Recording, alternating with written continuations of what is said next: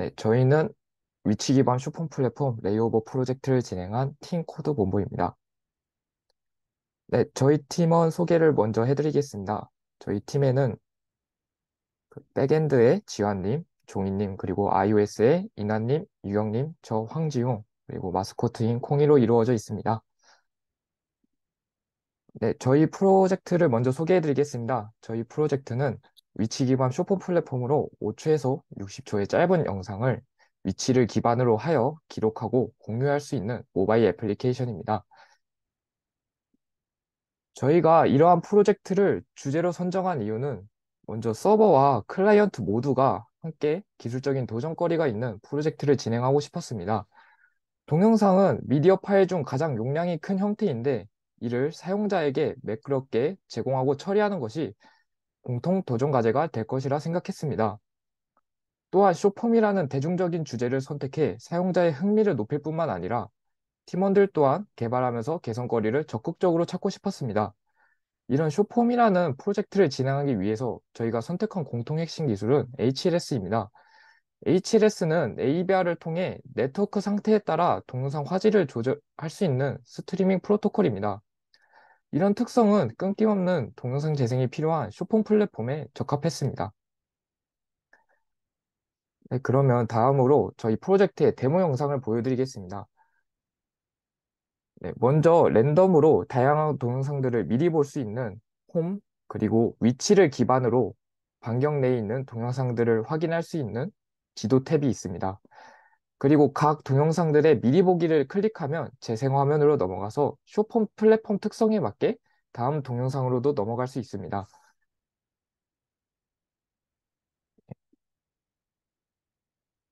또한 이제 업로드를 할 때 내가 원하는 동영상을 선택을 하고 또 길이를 편집할 수 있고 그리고 내용과 함께 올릴 수도 있습니다. 그리고 프로필 탭에서는 자신이 올린 동영상들을 확인할 수도 있습니다. 네, 그러면 이제 저희가 프로젝트 기간 동안 집중한 내용에 대해 말씀드리겠습니다. 먼저 다양한 환경에서의 재생과 사용성 고려하기, 프로젝트에 적합한 아키텍처와 테스트, 효율적인 업로드 스트리밍 방식, 그리고 JWT의 한계를 극복하는 과정, 그리고 효율적인 에러 대처와 모니터링에 대해 말씀드리겠습니다. 먼저 다양한 환경에서의 재생과 사용성 고려하기입니다. 애플에서는 AV 킷이라는 것에서 AV 플레이어 뷰 컨트롤러를 통해 동영상 플레이어를 제공을 하는데요. 이 AV 플레이어 뷰 컨트롤러는 커스텀하는데 제한 사항이 많았기 때문에 이제 여러 커스텀 플레이어들이 필요한 레이오버에 적합하지 않았습니다. 이런 이유로 AV 파운데이션을 통해 레이오버에 맞는 동영상 플레이어 미리 보기 화면들을 제작할 수 있었습니다. 저희가 아까 앞서 보여드렸던 홈이나 지도 화면에서의 미디어 보기 화면들은 동영상의 앞부분만 짧게 반복 재생하는 화면입니다. 그래서 이는 동영상 전체를 불러올 필요가 없기 때문에 AB 어셀 리소스 로더를 이용해 커스텀 로더를 구현하여 필요한 부분만 로드해 성능을 개선할 수 있었습니다. 네, 다음은 프로젝트에 적합한 아키텍처와 테스트입니다. iOS에서는 이제 단방향 VIP 사이클로 이루어져 각 컴포넌트의 역할 분리가 명확한 아키텍처인 클린 스위프트를 채택했는데요. 이번 iOS 프로젝트에서는 이제 한 가지 조건이 있었는데 바로 서드 파티 라이브러리 사용 지향이라는 조건이 있었습니다. 이는 리액티브 니스한 구조인 클린 스위프트가 RX나 컴바인과 같은 라이브러리를 사용하지 않아도 되는 장점에 부합했습니다. 이로 인해 이제 라이브러리 의존성을 줄일 수 있었고 단위 테스트에서도 별다른 테스트 라이브러리를 사용하지 않아도 돼서 수월하게 테스트 코드를 작성할 수 있었습니다. 또한 이제 개발이 진행되면서 서버 측에서 이제 인코딩 같은 과정 때문에 API 개발이 지연되는 경우도 있었는데요. 이럴 때는 목 URL 프로토콜을 이용해 서버 측의 API 개발 완료를 기다리지 않고도 명세서를 바탕으로 개발을 원활히 진행할 수 있었습니다. 또한 이 목 URL 프로토콜은 이후 테스트 코드에서도 활용되게 됩니다. 앞서 클린 스위프트는 단방향 사이클을 가진다고 말씀을 드렸었는데요. 이는 테스트에도 적용이 됩니다. 다음에 올 사이 다음에 올 사이클 방향의 컴포넌트를 스파이로 만들어 호출 테스트와 입출력 테스트를 진행했습니다.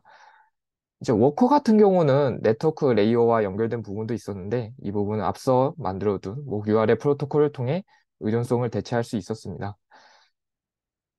네, 이러한 테스트 코드 작성에 대한 결과로 저희가 테스트 코드를 되게 짧은 기간 동안 작성했음에도 불구하고 약 130개의 테스트, 그리고 32%가량의 테스트 커버리지를 달성했고, 저희가 GitHub 액션에도 적용해 PR 올릴 때마다 테스트 코드를 통해 확인이 가능하도록 할 수 있었습니다. 네, 다음은 효율적인 업로드 스트리밍 방식입니다. 먼저 업로드할 동영상을 선택을 할 때, 사용자가 선택을 할 때 애플에서 지원하는 파일 확장자인지 길이는 알맞은지를 확인해야 했습니다. 그런 과정이 이제 이, 이번 화면에 보이는 과정을 따르는데요. 네, 그 후 편집을 통해 영상 길이를 맞추거나 오디오 사운드를 빼는 등의 동작도 가능하게 했습니다.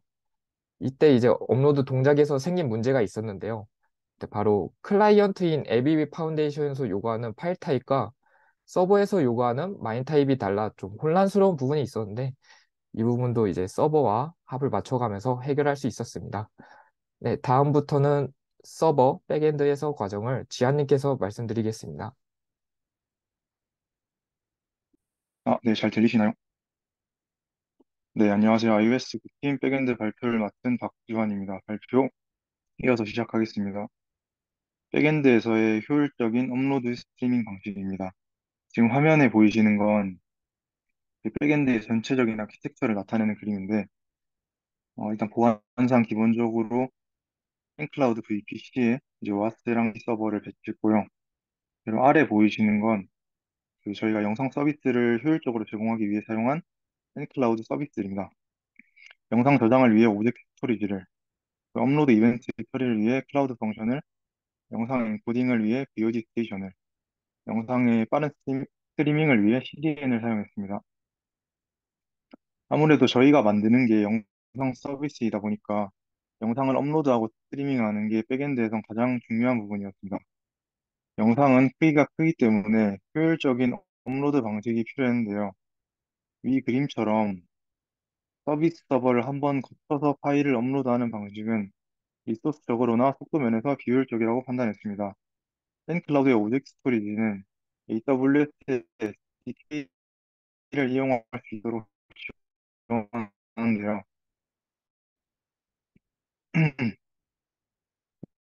AWS SDK를 이용해 오브젝트 스토리지로 직접 업로드할 수 있는 URL을 발급받을 수 있습니다. 클라이언트에서는 이제 업로드할 파일의 메타데이터만 서비스적으로 보내고 검증을 하고 그럼 영상을 업로드할 수 있는 프리사인드 URL을 발급받습니다. 그리고 실제 클라이언트가 곧바로 업로드하게 함으로써 로직을 간결하게 하고 부하 문제를 해결할 수 있었습니다. 네, 다음으로 저희 이제 이렇게 업로드한 영상을 스트리밍할 때 ABR이라는 기술이 존재하고자 하였습니다. ABR은 쉽게 말해서 네트워크 상황에 맞는 영상 화질로 스트리밍 해주는 건데요. 이를 위해선 유저가 업로드하는 하나의 영상을 여러 종류의 화질로 인코딩 해줄 필요가 있었습니다. 타깃 기기가 휴대폰이었기 때문에 최대 화질은 FHD 정도로만 하고 끊김없는 재생을 위한 SD 화질의 영상까지 해서 네, 잠시만요.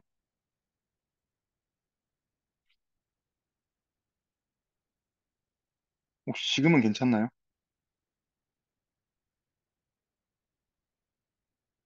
잘 들리실까요?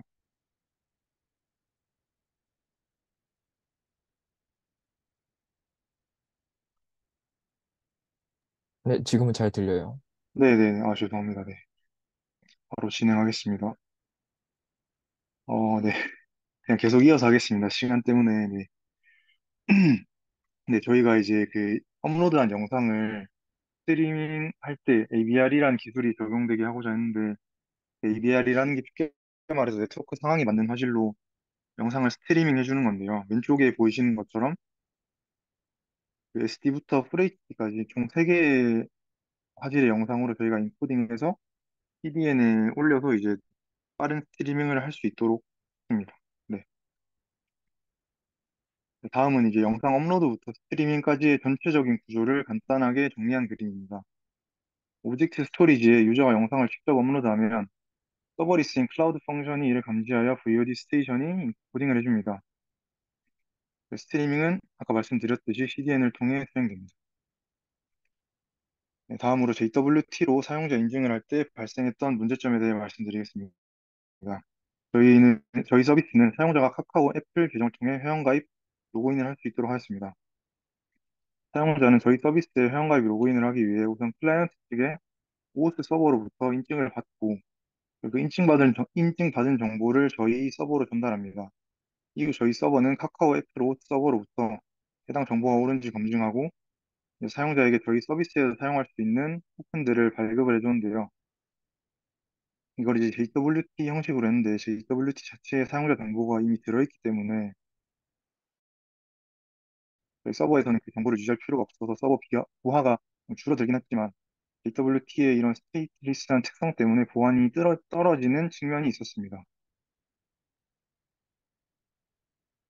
네.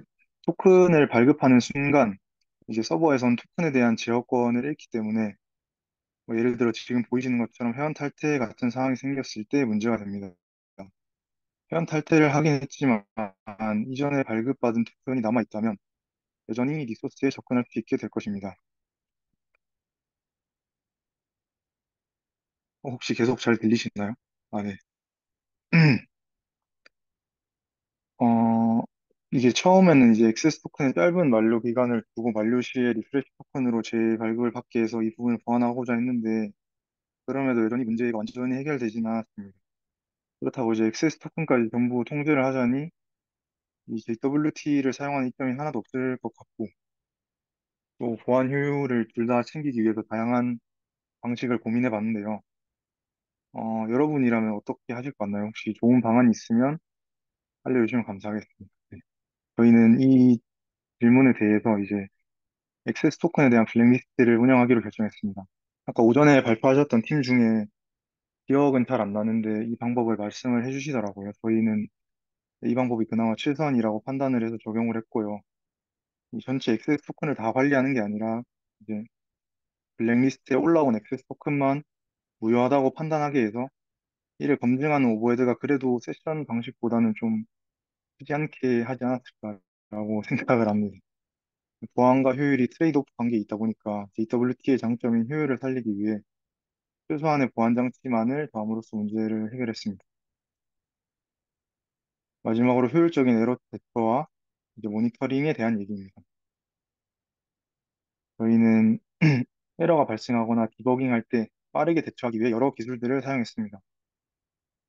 우선 첫 번째로 로그인데요.